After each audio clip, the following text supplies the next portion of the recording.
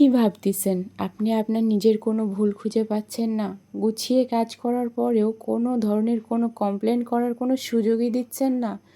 কেউ আপনার নামে কোনো কথা বলার কোনো সুযোগই পাচ্ছেন না? উহুম, বেশি চিন্তা কইরেন না। শুধুমাত্র একটা কাজ করবেন। জাস্ট একবার বিয়ে করে দেখুন। দেখতে পাবেন। আপনার ভিতরে কোনো গুণই নাই। আপনি যাই করুন না কেন সবটাই অকেজো। আপনি কোনো কাজেরই না।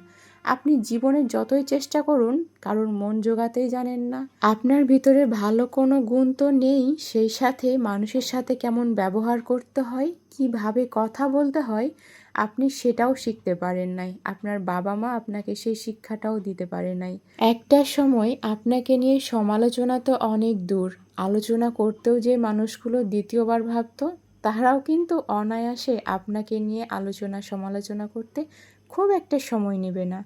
কারণ ওই যে জীবনের একটা ভুল, আপনি বিয়ে নামক শব্দটার সাথে জড়িয়ে গিয়ে এমন একটা পরিবেশে গিয়ে পৌঁছেছেন যেখান থেকে আপনি হয়তোবা চাইলেও খুব সহজে বেরিয়ে আসতে পারবেন না। আবার এমন একটা মানুষকে জীবনসঙ্গী হিসেবে পেয়েছেন যে কিনা আপনার বিপদের সময় পাশে থাকা তো অনেক দূর, আপনার সামান্যতম ভুল ত্রুটিগুলোকেও অনেক বড় করে অন্য মানুষের সামনে উপস্থাপন করে। এইটা কিন্তু সবার না, কিছু কিছু মেয়ের জীবন কাহিনী।